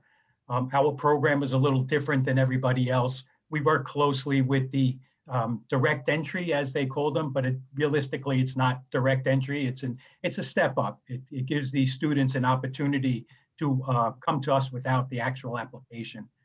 Our application process is on a 3 to 5 year basis right now through the Department of Labor, because we get so many requests for application. We did not take an incoming class last semester. We're starting an incoming class tonight. Actually, last night we started our first night. So hopefully the industry is moving in the right direction. I saw quite a few questions. I did put my email address out there. We have right now about 1,450 apprentices. So if anybody does email me, don't get frustrated if I don't get back to you right away, because I do deal with all 1,450 of them. So questions, I'll gladly answer as I can get to them. But we appreciate the opportunity to be here. Work closely with Gavin, Nicole. I know Amanda and Tammy well. And Terrence, I haven't seen you in a while. It's good to see you. Thanks for the tour of your place. I keep promising you I'm going to get there. One of these days I will. We're actually around the corner from Terrace at our new training center in Long Island City. Thanks, Gav. Great. Thanks, Jimmy. Yeah, and by the way, just for context, I've had Jimmy speak on a couple of our panels in the past. So what I was trying to do for this meeting is to just get some other folks some exposure. Jimmy is a member, one of our internal core members of our commission. We featured Jimmy. We featured Brian Brady of the Ironworkers and Cus Diamantis. I don't see him on this particular meeting, but Gus from the local painters. So yeah, we try to mix up these meetings to make sure that our kids are aware of the various diverse trades that exist out there. Question to Nicole and Amanda, if you ladies are still with us. Some folks were asking, is the direct entry program only for kids in the trade high schools? Like who is eligible for these direct entry programs? I actually was going to ask you if I could answer that question, Amanda, if you're Yeah, go for it. Yeah. Okay, so construction skills is specifically for New York City public high school seniors on track to graduate during the program year. So the students that participate in this year's program will receive a diploma in June 2021. Again, one of the benefits of having the Apprenticeship Readiness Collective is that there are 4 programs formally endorsed by the Building and Construction Trades Council and its affiliates to recruit candidates from those direct entry programs specifically. So you don't have to attend a CTE high school to participate in construction skills. We do focus our recruitment portfolio targets CTE schools, especially because that offer construction programs for obvious reasons. But the program is open to any New York City public high school senior. Applications for this year were actually due yesterday. So it's kind of an awkward timed meeting, but when you graduate from high school, if you're not able to come into our program during high school, there's always new and construction. If you're a woman, there's new, that's an option for you. And construction skills also offers an adult training program. So all is not lost if you don't get in during high school. Yep, absolutely, Nicole. And yeah. I want to just add, so at NYCDOE, we run roughly 16 to 17 training cohorts a year. So we are always enrolling students. We are always recruiting. And, you really just need to have a high school diploma and GED and be 18 years or older. So to Nicole's point, there's always opportunity there, and we are always actively recruiting and taking students. Okay, great. And Amanda, can you just go ahead and just drop your the information about your organization in the chat box, please? There was a question I meant to ask and then it just slipped my mind because I'm looking at the chat. Joe, if you're still around, Joe, there was a question that came up. I believe Local 12 probably has maybe the most interesting of logos. Joe, can you talk to what the significance of your union's logo is about, if you're still with us? Did Joe step away? All right, Joe may have stepped away. All right, so I'm gonna address that question in a couple of minutes. So another question came up. I'm a junior, how do I get into construction skills as a senior? Nicole, if you're still with us, are you able to answer that? Or did Nicole jump off as well? And I'm muted. I'm unmuted now. Yeah. Can't go too far. So Yeah. as a senior, like I said earlier, our applications were due yesterday. No, for a junior, so they're going to be a senior next year. They want to know what they will be eligible to apply for next year. And for construction skills in our youth program, you have to be referred by your high school. So if your high school is not already a CTE school that is already participating with construction skills, the first step would be to speak to your guidance counselor and have them reach out to us. And we will walk them through the process. We'll invite them to our next high school liaisons meeting, and they'll understand the program and how it works. There have been a lot of changes this year. Everything's gone virtual. I'm sure it's not unique to construction skills or any one person in particular, but we are, there's some bumps, but we are going to go forward with our virtual class. And again, if you're not able to come in as a high school student, we do have an adults program that hopefully will at least be funded through the next couple of years. So we'll see. But yeah, all is not lost. And there's always the general recruitment. construction skills to, okay, sorry, people are messaging me. I'm going to put my email in the chat and then you can contact me directly. Great. And you have a lot of folks who love your glasses, Nicole. There's a lot of compliments about your glasses. All right. Thanks.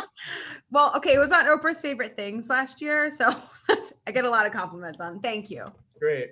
All right, everybody. So this has been our construction union info session. Again, thank you for joining. I'm going to stick around in case any of the CTE schools or industry partners wants to chat with me, because I know these construction meetings, they tend to extend very, very long and people like to stick around. So I'm going to, I'll be here in case anyone has any final thoughts or comments or questions for me. And again, I want to thank Tammy and James and Amanda and Terrence and Pete and Stephanie, Joe. Did I miss anybody? Hope I didn't miss anybody. I think I called out everyone. I know you guys are really, really hard to reach, and I really appreciate this because nobody got compensated for their time today. This was all voluntary. This is because we love the industry. We want to make sure that our young people are very cognizant of the apprenticeship opportunities, the training opportunities, the career opportunities that exist. Now you look at me, I'm a white collar guy. You look at my fingers, like I never did any hard work. I don't come from that background, but as I got this role in Department of Education and I got to meet all of these different construction professionals, I thought to myself, wow, this is such an amazing industry. And my father, he actually was in the sheet metal industry before he moved into the aviation industry. And as a kid, it never registered to me. I was talking to Terrence earlier that it just never clicked to me what a fulfilling, rewarding sector this is. And now it's my life's work to raise awareness about these opportunities. And I understand, a lot of the ignorance that may exist, because growing up in a Caribbean household, we hear it all the time. You need to be a doctor, you need to be a lawyer, doctor, lawyer, doctor, lawyer. We hear this all the time, and we understand this, and many of us can relate to this.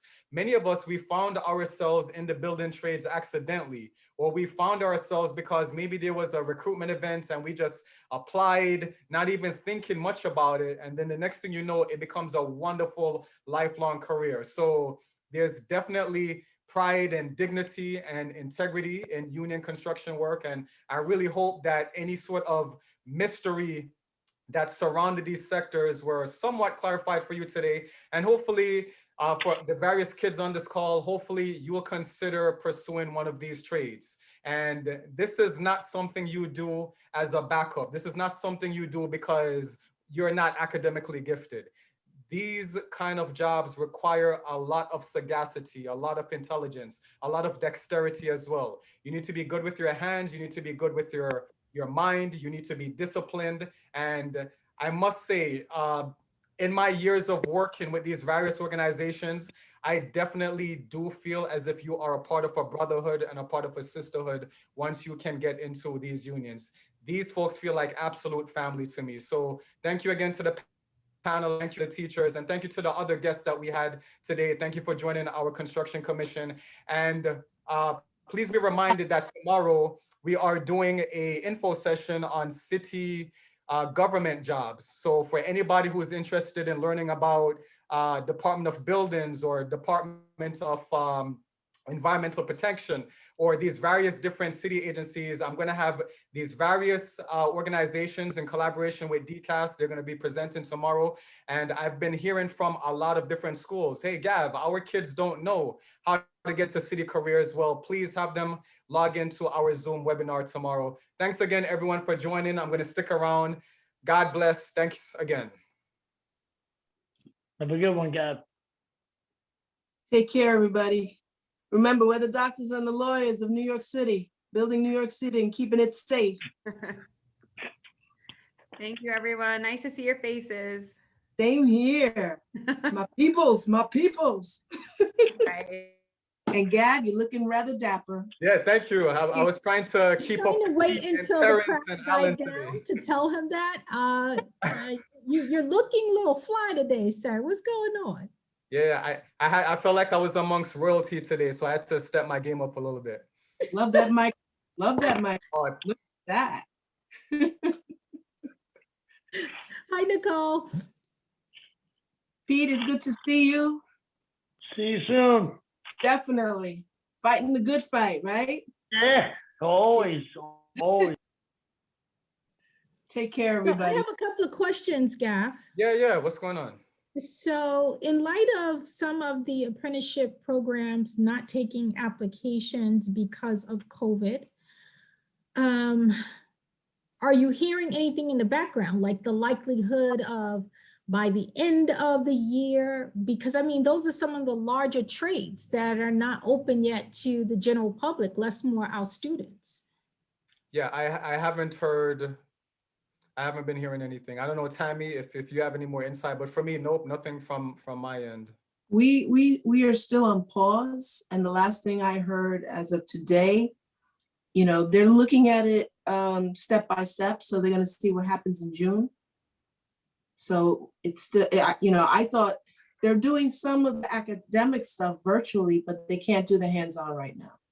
So they're not even taking in, I was mentioning the specialties come once a month on the second Wednesday. They're not even doing that. You don't go over there right now. So it's still on pause. So it's still, we may be on pause, but considering now that the governor is starting to loosen up just a little bit, right? So we know 50% here, 25% there. I would think that the trades would follow suit, only bringing in a small percentage of people to be able to still do the hands-on. It's imperative. So it's how do we advocate for that, considering construction was deemed essential? So I'm still struggling with that. We're essential, but everything is still closed to our industry for people to come in. Right. They had made certain things essential. They made affordable housing essential last year, and we really don't have a foot in that. So, but that kept going. Hi, Mr. Hudson. Hey, Hudson, are you with us? Stephanie, I saw you asking some questions about urban assembly. Is she there? Tanisha, are you there? I'm here and you're still not answering my question. Oh, you had a question for me? I kept asking, I don't know if it was Joe who spoke right before Nicole. I was asking what program was he with, because he was speaking and I didn't hear that part. Joe Rogers is local 12 heat and frost insulators. James Orban, he's from local 3 electrical. Yeah, okay. Because most programs I know through construction skills. I had met Terrence actually, and he presented to us, and he sold us construction skill. Like there was I was at a parent thing with the U of T, and Terrence was talking about plumbing, and every woman in there was like, "We want our kids to be plumbers now." Yeah. I got some comments about him as well. So Tanuja, are you from Urban Assembly? Yep. Yes, my school. I'm sorry, my camera is not working right. My school is the Urban Assembly School of Design and Construction in Manhattan. Yes, very familiar. We had a very long-term relationship with you at Turner through our Youth Force 2020. Yes, our kid, we love Turner. And I've been trying to get in contact with someone because we're looking to possibly bring the program back. So yes, I need to give you my email address. I need you to contact me. Okay, I'm gonna you give it to me, and I'm gonna directly talk to my principal and one of our APs, Mr. Seam. He's the one who is working on it this year, but Mr. Seam and Mr. Waliki are supposed to be bringing. I think they come in at 10th grade, right? They come correct. Right, they come in at 10th grade, and I thought they were supposed to do that this year. I'm a little disappointed to hear that they didn't. I'm a little angry now, so this is why I've been trying to make the contact. So yes, there's someone else in my old position now, and I'm trying to make sure that she has all of the correct connections and everything. So this is why, I kept posting, but I'm glad you responded. So tell me, I'm gonna put right now my email and my telephone number directly to you. All right, yeah, I'm gonna take it down, and I'm gonna immediately start contacting my. I'm gonna text my principal and say we need to make sure our Turner partnership is still intact, because that's a major partnership for our school. It kind of always has been. and we're getting ready for scholarships and internships. So Yes. okay, so I just sent it to you. If you can send me yours in return, that would be awesome. Yes, I'll do that right now. Yeah, that's very big for us. I mean, we have a lot of our students who are at Syracuse, SUNY Poly, Wentworth, who received those scholarships Yes. to help, you know, keep them in those colleges. So that's very big for us. Okay, I'm gonna email you right now.